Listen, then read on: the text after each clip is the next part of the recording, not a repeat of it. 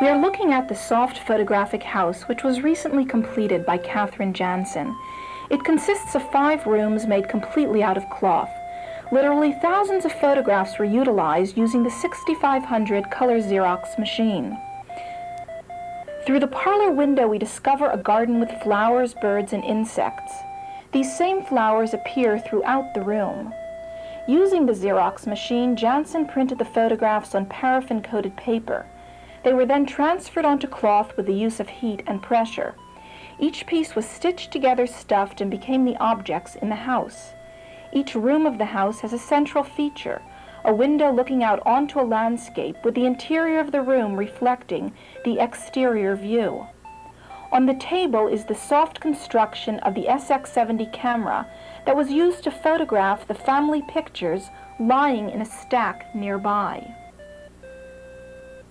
The shears were obviously used to cut the fresh garden flowers, which are arranged in the glass vase.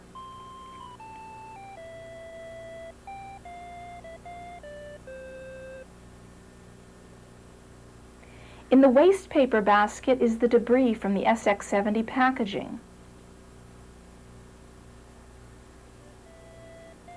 On the television is a ballet being performed by insect dancers. A soft tea set rests on a nearby table, and as we look closely, everything in the room relates to the garden, which appears outside the window.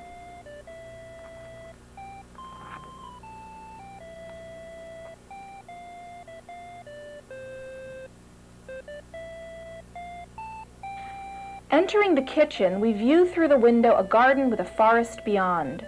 Surprisingly, a second glance reveals that the woodlands are made of broccoli and that the food inside the kitchen consists of mini landscapes.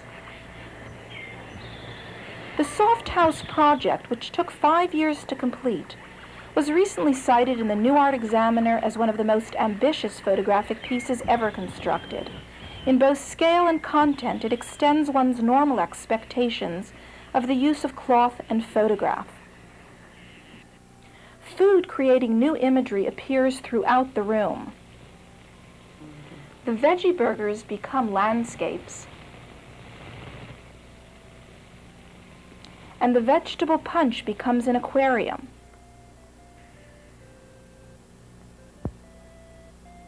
An embroidered piece of raisin toast pops out of the toaster. A house made of chocolate sits on a nearby table. Portraits formed from fruits and vegetables decorate the walls, and dirty dishes sit in the sink under running water.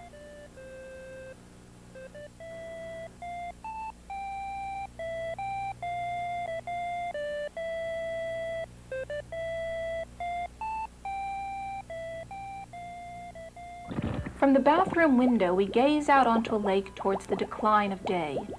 Fish are visible in the lake and can also be seen flickering throughout all of the objects in the room. Jansen considers herself part of a lineage of predominantly anonymous women who for generations have worked with cloth. She has added to this rich heritage the technology of the 20th century photography and the Xerox machine, and has chosen the use of the domestic landscape as the stage for her personal expression. The medicine cabinet becomes an aquarium, with fish darting in and out of the shelves. Seashells rest nearby as fish swim freely throughout the bottled seascape.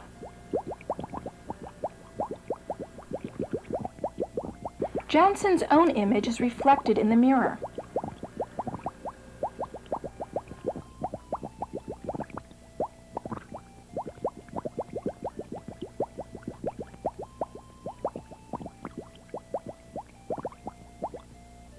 Out of the bathtub faucet, fish flow with the running water.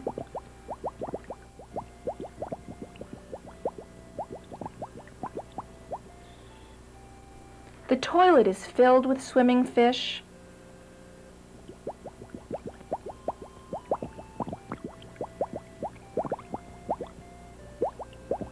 And an aquarium guide sits on the back. The book is obviously used for reference in caring for the fish swimming in the tank on the shelf.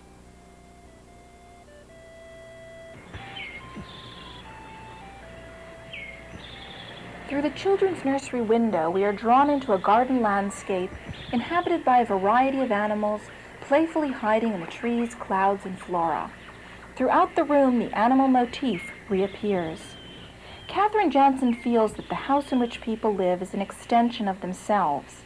She says it is a physical and symbolic shell of their innermost concerns. Jansen decided to use the house as a stage to enact a performance, to make discoveries, to raise issues. In the children's room, a young girl lies sleeping on the bed. Her baby brother rests nearby in his bassinet.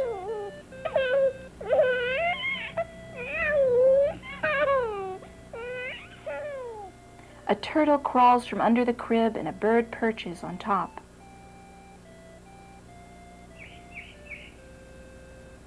On the shelf are the treasures of childhood, carefully collected and arranged.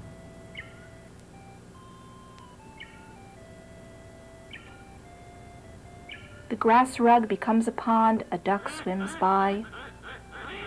A dollhouse sits in the corner. It is constructed of visual landscapes. Tree branches grow into the bedroom. The bathroom is a skyscape. Desert dunes surround the kitchen. The family gathers in the living room, which is submerged underwater. The surreal mood of the children's room echoes throughout the dollhouse.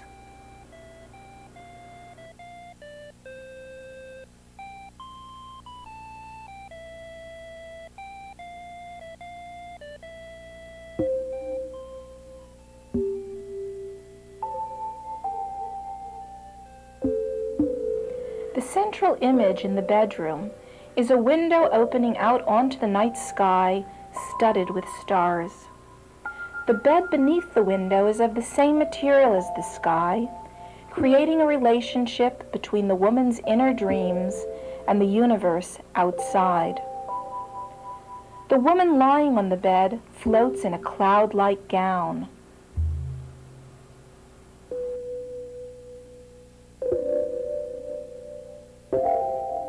The lamp, standing beside the bed, enlightens the entire room. The National Geographics, lying beside the bed, depict space articles. A star motif quilt hangs on the wall.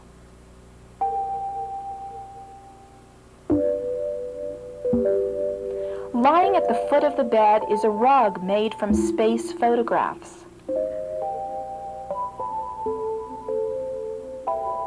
The woman's clothing is thrown on the floor, decorated with star and moon motifs. The skirt of the dress hanging on the wall explodes into a galaxy.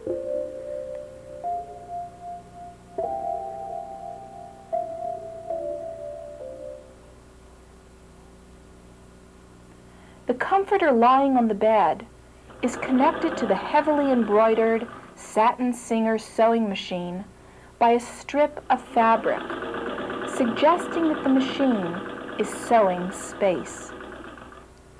The entire room is made up of elements that interrelate in this way.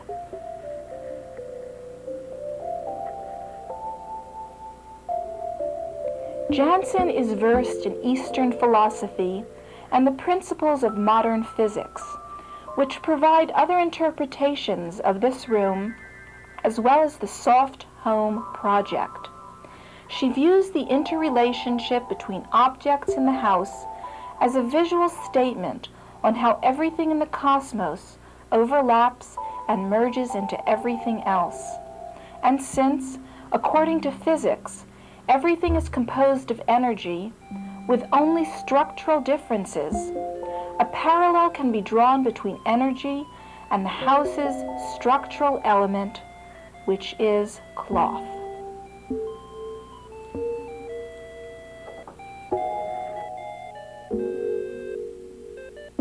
Catherine, this is a wonderful room to walk into. Can you talk a little bit about the parlor for us? Sure. Well, this is my parlor, and it's also the room that has to do with a garden.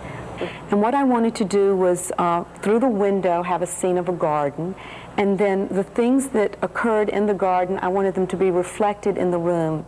And then I also wanted the room to sort of reflect itself into the garden as well, so that the two play on each other. And as you can see, the flowers and the insects and the birds that you see in the garden reappear all over the room, in the wallpaper, in the articles, and the little snapshots all through the room. Well, besides what we're seeing in here, it seems to me there are probably a lot of other levels. Can you talk a little bit about those other levels in the garden? Well, of course, because this is part of a house. I wanted it to read on many different levels, and I thought when someone walked in and looked at the room, some people would just see it as a garden room, and then you see the same flowers outside as they're in the vase, and you see the same scene outside as in some of the snapshots in the room. But beyond that, I wanted the idea of this level of almost a cosmic consciousness where everything merges into everything else. And there really isn't a line or a barrier between where the garden begins and the room begins, and that they merge and flow in and out of each other in a symbolic way as well as a real way. The other aspect of the room that was a little bit different than some of the others is after I made the room, I had my children and family come into the room, and I re-photographed them in the room. And I made this soft SX70 camera, and there's a stack of soft photographs on the table. And so some of them are actually photographs of my children in the room after it was made, and some are collaged images where they're playing in the garden. And of course there are in other parts of the room too, snapshots and all. So it was a room that really grew from when it started to after it was finished, and then it grew a little bit more. Just as the garden changes, the room changed a lot. This is my idealized garden. I have a fantasy about a garden that everything would bloom at one time, and it would be so lush and so colorful. You know, the roses, the daffodils, the pansies, and of course, and the zinnias and the late summer flowers. And of course, we know that everything has a season, and we never get all of it at one time. So it's not really a real garden, but it's how I think of gardens in a sense. I've had a lot of wonderful memories, childhood memories of gardens either I planted with my parents or that I visited. And I think the room deals a lot with going back and reaching back into those memories and dealing with those. I used to have a lot of dreams about gardens. That's one of my most predominant recurring dream is a dream about planting things. The other interesting thing for me when I was working with this room is I remembered my favorite book as a child, which I'd almost forgotten. It's one of these pop-up books, and you open it up and it's all the little flowers and bugs and birds, and they're all communicating, it seems, with each other. It looks like the pansies are talking and the insects are talking. And I actually found that book not long ago, and it's a little ripped, but it's in pretty good condition. And I showed it to my children, and I told them when I was really little I believed that the insects and flowers talked together. And of course, once I went to school and became educated, I was taught, of course, that they don't do this. And now that I'm a lot older, I realized that I was probably right to begin with. And so the room has a lot of personal things for me. We're really totally surrounded here by food, and it seems to me in looking around the room that all the food, it turns into landscapes and portraits. Can you talk a little bit about that? Sure, that's really the key focal point of this room. I started with the window, and I went to my favorite store and picked out all the vegetables that I like to work with, and I laid them out on the Xerox machine so that it would look like a landscape was outside, but the landscape's formed by the fruits and the vegetables. And there are broccoli and asparagus trees, and there are root vegetables in the earth as if there's a garden there, and there's a slice of celery for the sun up in the sky and oats for the clouds. And I got this idea from looking at the artwork from many different cultures where food is used in the art itself. And probably the most famous is the Italian painters, and I have some examples of those here, where they took fruits and vegetables and made portraits with them, just wonderful, delightful sort of portraits. And it's always been an intriguing thing to me the way every culture uses food not only as a source for the nourishment of the body, but as a decorative source, and they try to make it as beautiful as possible.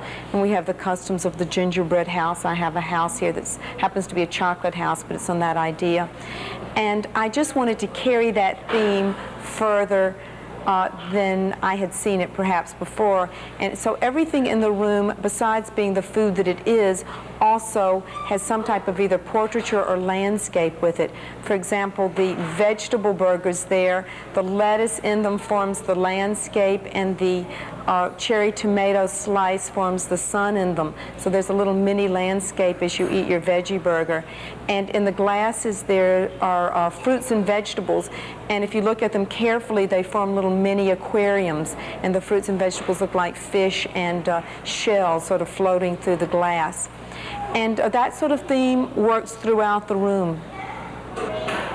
First of all, you would see a room, a kitchen, and it looks fairly normal, and then you look at it a little bit more carefully, and you see all of these puns on the food, and the food become landscapes and portraitures. But another level of looking at it, or way of thinking about it, is that the food is actually the earth itself. It comes from the earth, and it is part of the earth, and we eat that earth, and that goes into us, and we are what we eat. So it all has this continuum. So it is really, we are what we eat, and we eat of the earth, and we eat the products of the earth. And that idea, I would hope, might be a part of the room as well. Bathroom is a room where water is most predominant, and fish and water, of course, go hand in hand. And when I started using the motif of fish, I started with the window, and I started with a lake scene, and you could actually see into the water, see the fish in the lake. Okay, then I wanted the fish that were in the window to appear throughout the room. So I allowed them to come through the faucets in the water. They started swimming around in the toilet. There's an aquarium with the same fish in them. Inside of the medicine cabinet, they're swimming in and out of the bottles. Of course, they're coming out of the water in the sink as well. They're in the glass with the toothbrush. They're all over the clothing, they're on the toilet tissue, they're everywhere. It was really a play of fantasy. It was the idea that perhaps most of us have sat in a hot bathtub and sort of daydreamed and looked out the window, and how your mind can just play with what you see and create a whole little fantasy right there. Now, another way of looking at it, perhaps, which I also was thinking, is sort of the humorous aspect, imagining like on a commercial, television commercial, and you walk into the room, it's early in the morning, you're still half asleep, and you go to brush your teeth, and there's a fish in the water glass, and there are fish in the medicine cabinet, and there are fish everywhere, and you say, hey, what's going on? Am I awake or not? You know, that sort of play, which our mind can also do. Also, the idea of finding a motif that fit comfortably in the bathroom, that dealt with nature and that back and forth flow between what happened inside and what happened outside. A key element in the room is the magazine article behind you. And that's an article I found in a magazine, and it's really quite an amazing article. This man in England lives on a lake, and he's befriended these fish. He feeds them every day. He goes to the lake. He drops food in, and the fish get used to it. So every day they come and they wait for him to give the food. And after a while, he starts stroking the fish in the water. Great, the fish let him. They love it. They're getting the food and they're getting the stroking. After a while, the fish actually allow him to pick them up out of the water and stroke them and put them back. And there are photographs here of that, which is really quite amazing. Well, after a few years, his wife got very ill, and they had to move into the city. So he sold the property. And the new tenants came in, and they heard rumors that this man had befriended the fish. The neighbors were talking. And so they said, we'll see if we can do this. So they went down to the lake, and they fed the fish, and they tried to pick the fish up. Fish allowed them to pick them up. They took the fish, picked them up, took them back home, put them in the frying pan, and ate them for dinner. I spent about a year working on the room. Collecting the objects for the room was as much a part of the room as making them. And a lot of the things I found in thrift stores. In fact, my favorite object was in the one of the things that stimulated the room the most probably was this wonderful shirt that I found in a thrift store. And it's really quite amazing. I mean, it's very unusual. And as you see, this shirt is stuffed in the toilet, it's stuffed in the aquarium, it's part of the same fish on the shirt or in the window. The shirt reappears here in photographic form on the floor. And it's everywhere. And on a whole nother level, is the room really about water and fish, or is it about a shirt that got stuffed into everything? And a play on the cloth idea, which I play with a lot too. So I think you could walk into the room and you could make up a story about what's going on, and all of them would be right, and everybody would have a different story.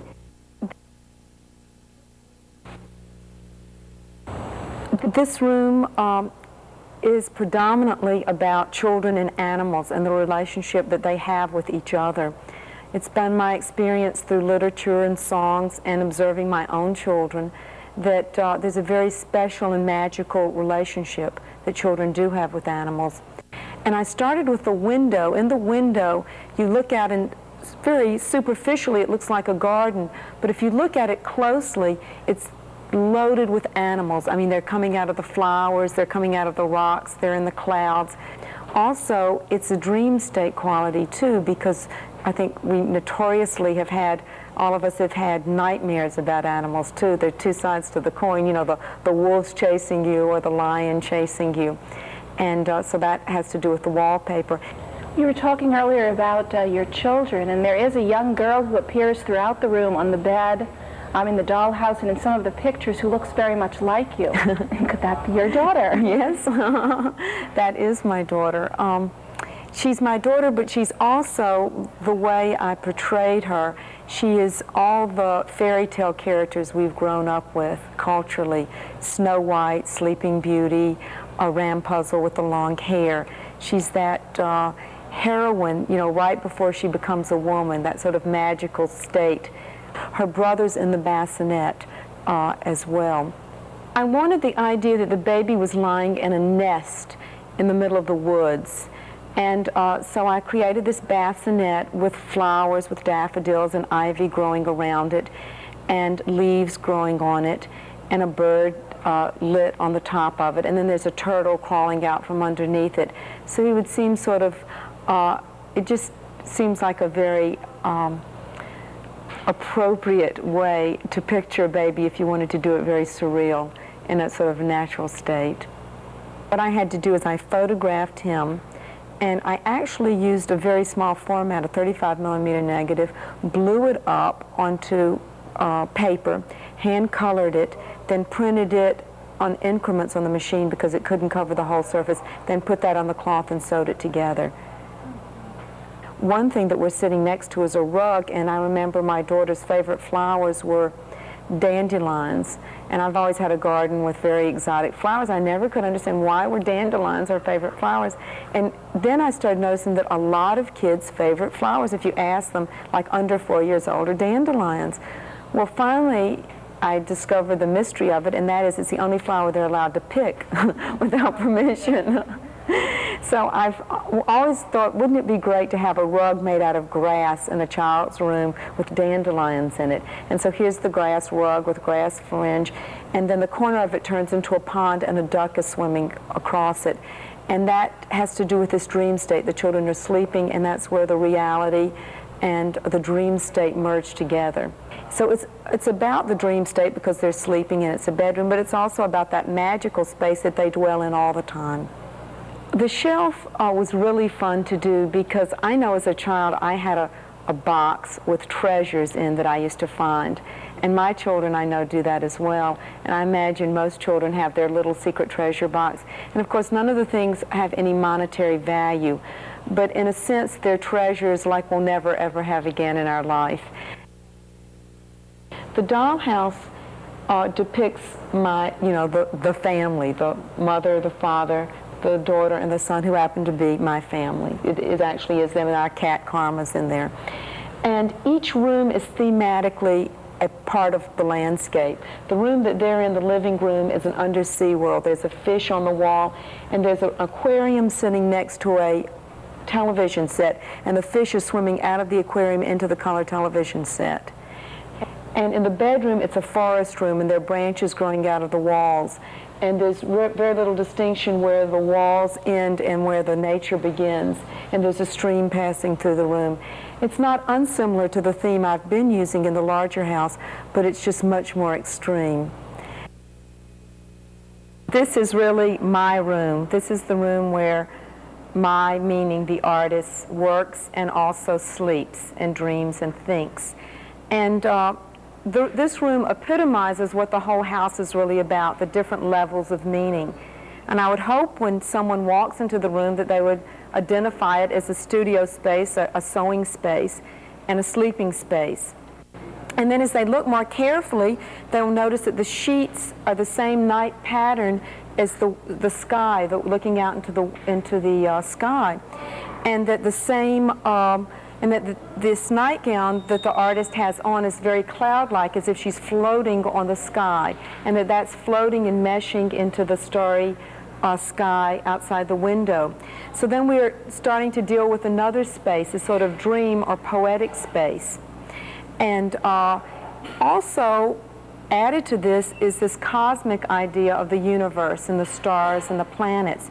And when one looks around the room, there's nothing in the room really that doesn't refer to the cosmos, to outer space. From the rug on the floor, I call this my earth rug instead of my hearth rug. It's made from photographs quilted together from the earth, photographed about 450 miles away. And it looks very patternistic when it's viewed from that far of a distance. Really, it looks very much like a cloth weaving. But the other level of meaning, which perhaps many people wouldn't get initially, but I feel like is very much a part of the room, is this idea of spiritual or cosmic space. And that's that everything relates to everything else, and that everything meshes together. And that even though she seems to be a person on a bed, she's really just cloth. And this idea that everything in the room is cloth. And it seems to be something else, but the underlying quality of the room is cloth. And the same idea is prevalent in Eastern philosophy, and they call it perhaps consciousness or universality, or sometimes even something like God. You know, everything is God, everything is consciousness. And what they mean is that we're all made out of the same vibrations, and we really merge with each other continuously, and there's really no separation between one thing and another. And that's really the idea that this room, for me, is most about. I think I've talked about earlier the significance of cloth that we have as human beings using cloth. And there's certain articles of clothing I think all of us feel very special about. Sometimes just visually, and sometimes because of the places we went in them, the significance of the events that we experienced while wearing them. This particular dress was given to me as you're wearing it by a friend of mine who's in her 70s, and it was a very special dress for her. And I liked it so much, but it really didn't have anything to do with stars. It's all gardenia patterned. So what I decided to do was to take material and cut into the pattern of the dress using material so that it looks like the gardenias are disintegrating and forming a cosmos of itself into the skirt, and the sort of explosion of looking out of space and seeing a cosmos forming. And so the skirt of this dress has the same starry print as the night sky or the bed quilt, and it's forming itself into a very busy type of cosmic image. Once again, that's the star theme, and it's there's a typical Star of Bethlehem, Pennsylvania quilt that perhaps you're familiar with, and I took it from that design, and it's a repetition of stars. But as quilt makers have done traditionally, is they go to their scrap box, whatever they had left over from the last year or two of dressmaking and whatever making that they had, they took the scraps out and they put them into a quilt, made a quilt out of them. So what I did is in that same tradition, took little pieces of material from all over the room and pieced it together to make the star quilt. So really you could puzzle the whole room together from that quilt. You could pick out a material and find it somewhere else in the room. And then it also has, of course, the theme of the stars and the cosmos, which is throughout the room. And then what I did is that I started put a strip of the night sky as if I had been working on the sewing machine, sewing the whole room together, and it's starting to create the bed in which I'm laying in. So that goes back to that sort of poetic space that we talked about earlier.